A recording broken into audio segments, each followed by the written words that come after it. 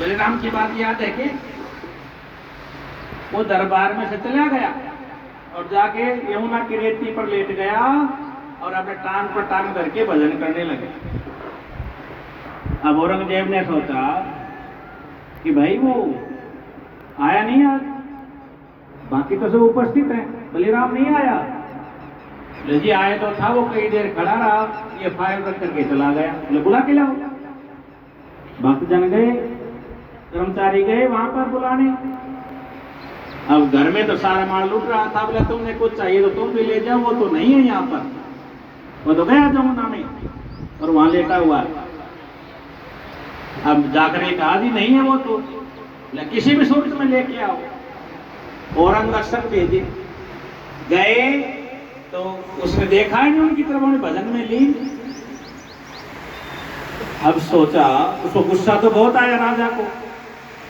अब वो खुद चल करके गया और जा करके देखा टांग पर टांग धरे ऐसे लेटा और भजन में लीन है, कीर्तन कर रहा है।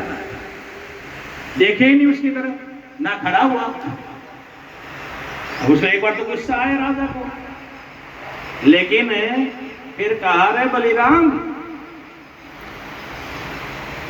तो आए नहीं आज दरबार में।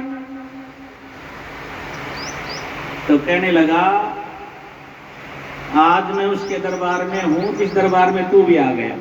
मैं एक टांग पर खड़ा रहा करता, तू मेरी तरफ देखा नहीं करा करता। आज मैं उसके दरबार का कीर्तन कर रहा हूं, तू भी उसमें आ गया।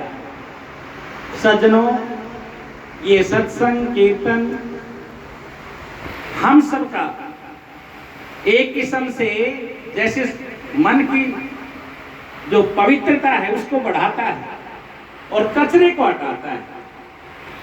ज्यादा समय न लेकर के, क्योंकि बहुत सारे संतगण आए हैं, उनसे हम सुनना चाहेंगे, तो मैं कहा करता हूं कचरा ही है खतरा।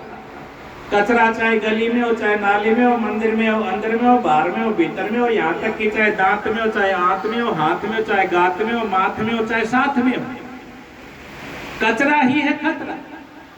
गली का, नाली का, मंदिर का, अंदर का, बाहर का, भीतर का, यहाँ तक कि दांत, आंत, नाक, कान, हाथ, गात का कचरा साफ हो सकता है, स्पेशलिस्ट बैठे हैं। लेकिन मस्तिष्क का कचरा साफ कौन करेगा?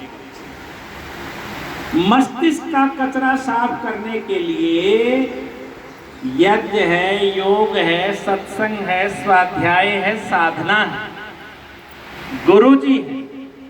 आज गुरु पूर्णिमा के पावन अवसर पर बहुत बड़े बड़े संत और गुरुओं का सानिध्य हम सबको मिल रहा है, तो हम विनम्र श्री पावन चरणों में नमन करते हुए पुनः अपने गुरुजनों को स्मरण करते हुए गुरु पूर्णिमा के इस पावन अवसर पर सब भक्तों को बहुत बहुत शुभकामनाएं। खूब सुख शांति संतोष आनंद से बसे, घर में प्यार रहे और खूब मौज बहार रहे और सारे मिलके रहे खूब प्यार से, चैन से रहे, यही कामना है। अब